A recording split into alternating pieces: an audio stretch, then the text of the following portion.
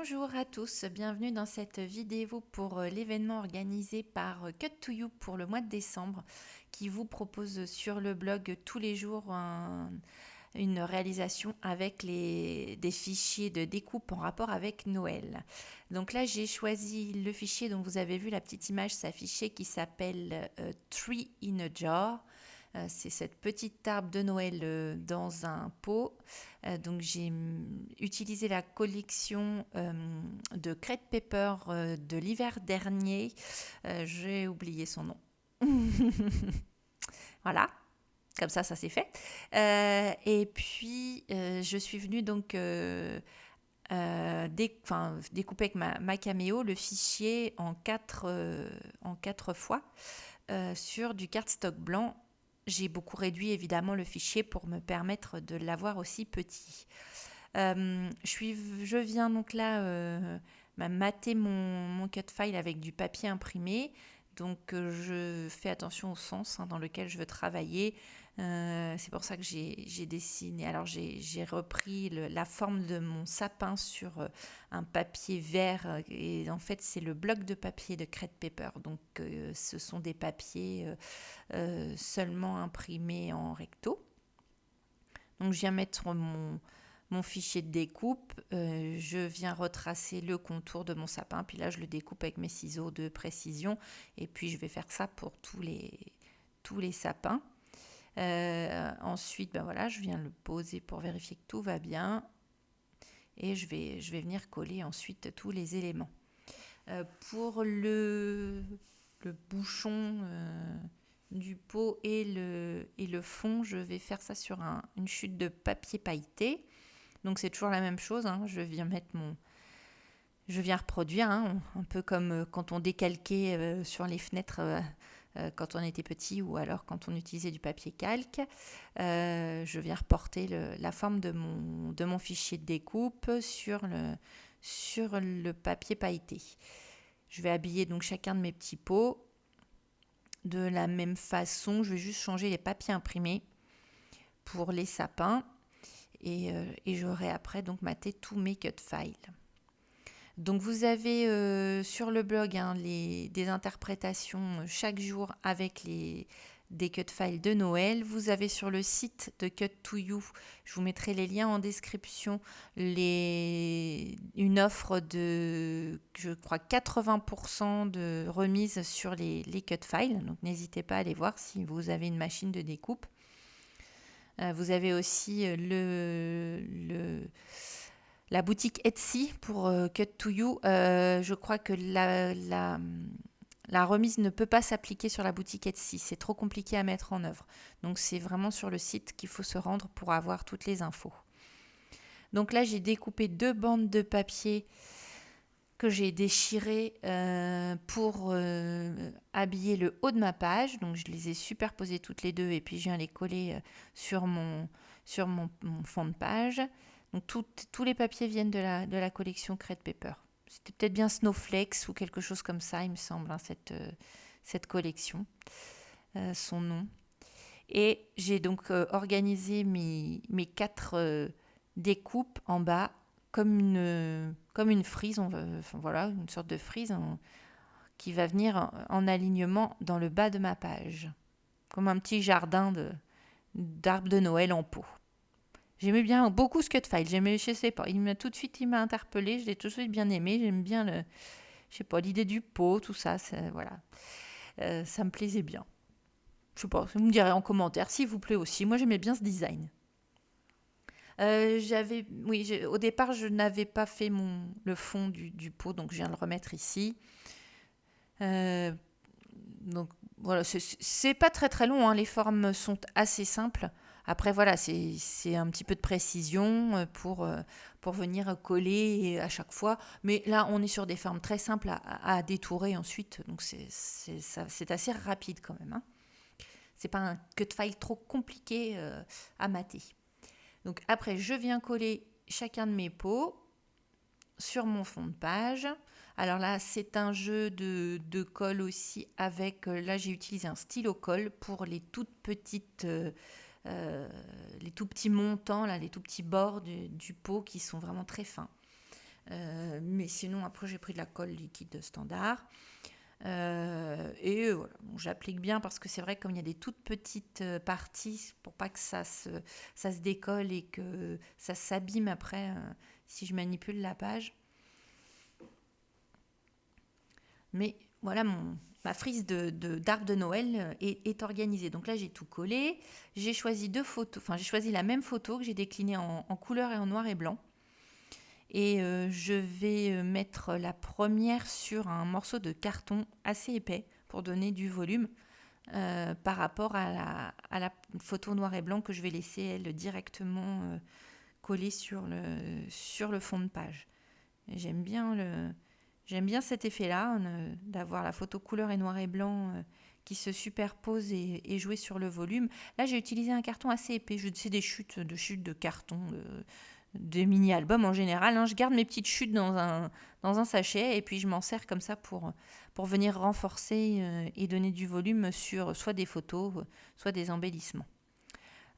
Du coup, celle-ci, voilà, je détermine un petit peu la place et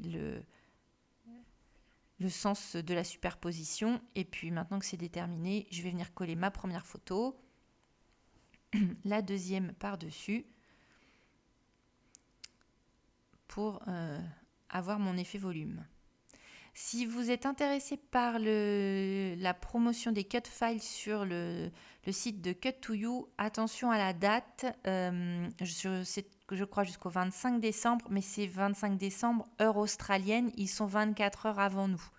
Bon, je ne pense pas que le 24 décembre au soir, vous alliez regarder pour faire votre petit marché de cut file, mais pensez-y si jamais vous l'avez en tête et que vous y pensez au dernier moment. On a un décalage de 24 heures, donc ça se terminera pour eux 24 heures avant nous, tout simplement. C'était juste l'info au passage.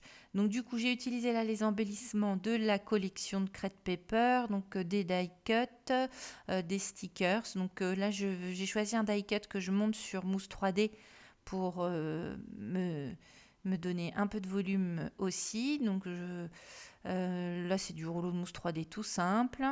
Et puis ensuite, je vais choisir quelques stickers pour venir compléter. J'ai aussi utilisé des chipboards, les grandes planches de chipboard 30-30.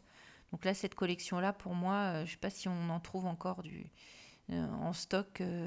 Je l'avais acheté l'année dernière, je ne l'ai pas scrappé. Donc voilà, j'avais envie de... J'aimais beaucoup le combo de cette collection. L'espèce de rouge foncé, le jaune, le jaune moutarde, le vert foncé aussi. J'aimais bien on retrouve un peu de couleur traditionnelle de Noël, mais aussi ça tranche avec du jaune, avec du rose. Je trouvais ça super sympa. Elle est vraiment très chouette. Et c'est vrai elle est Noël, mais aussi hiver. On a un peu les deux quand même. On retrouve pas mal d'éléments qui peuvent vraiment correspondre à un projet hiver et pas seulement Noël. Donc là, j'ai choisi ça doit être un die cut aussi de la collection. Et puis pareil, je le monte sur mousse et vous avez vu, j'ai rajouté une deuxième couche de mousse pour m'adapter au volume de ma photo. Elle était déjà montée sur le carton, ça donnait un volume, donc j'ai mis deux couches de mousse 3D. Donc là, ma petite voiture, le chipboard avec la petite voiture et le sapin, elle est trop belle, je trouve. Et le contraste du jaune et du vert, c'est pour ça aussi que j'ai pris le papier jaune. Hein. J'avais vraiment envie de contraster, puis j'avais la photo avec le rose du pull, le rouge du serre-tête, et puis le rouge des sucres d'orge. C'était, voilà, ça matchait bien avec la collection et j'avais envie de trancher avec le jaune. Donc là, c'est de nouveau, là c'est un stickers, donc je le mets sur des petits carrés de mousse aussi. Pour jouer toujours avec le volume, moi j'aime bien jouer avec le volume sur les pages. Je viens le glisser sous ma boule à neige. Donc c'est une page assez simple à faire. Hein. En fin de compte, il y a peu de... Elle est très vite réalisée. Hein. Il suffit de, voilà, une fois les cut files découpés, on a déjà pas mal d'éléments qui prennent place. Donc c'est vrai qu'après, Pas nécessité d'avoir une mise en page trop surchargée. Et là, donc, j'ai pris des... Alors ça, je crois que ce sont des mots, enfin, des mots, des stickers, des puffy stickers, qui sont d'une autre collection. Ça doit même être la collection de l'année d'avant. J'avais un set que je n'avais pas utilisé. Et donc, ça va me servir de titre pour ma page. Au niveau des collections de fin d'année, comme ça, c'est vrai que quand on est sur du doré, du argenté, on peut facilement aller piocher dans les collections des années précédentes pour trouver des éléments qui correspondent bien au projet, même si ce n'est pas de la même collection. Là franchement, ça s'utilise partout, celui-ci. Ce set-là, il est assez adaptable. Donc voilà, mon titre, ça va être Merry Christmas. Je viens mettre les deux petits éléments enfin de part et d'autre de mon titre. Et puis, je vais ajouter voilà, quelques petites étoiles des planches pour rappeler un peu mon doré. Et on arrive quasiment à la fin. Je vais ajouter aussi en bas de ma page quelques petits éléments, un petit sticker, un chipboard et puis je vais mettre un sticker mot juste pour faire un petit rappel en bas et équilibrer un peu ma mise en page. Donc là, ça vient du pad du petit sticker book de Crate Paper. Et puis pour donner un peu plus de consistance au sticker, je le colle sur un morceau de cardstock et je le redécoupe. Ça me donne après un petit côté chipboard. Le sticker, la petite étiquette rose là, elle est montée sur du cardstock pour avoir un peu plus de solidité. Donc voilà pour cette page. Donc, je vais vous laisser avec les photos. N'hésitez pas à aller voir le blog de Code to You avec tous les projets de toute l'équipe créative pendant les 25 jours, les 25 premiers jours de décembre. Il y a plein d'inspirations et plein d'idées pour utiliser les fichiers de découpe. Vous pouvez aussi adhérer au Months Club de Code to You où vous recevez des fichiers tous les mois. Vous avez donc la boutique Etsy. Je vous mets tous les liens en description pour pouvoir retrouver les fichiers de découpe. Je vous souhaite une bonne journée et bon scrap.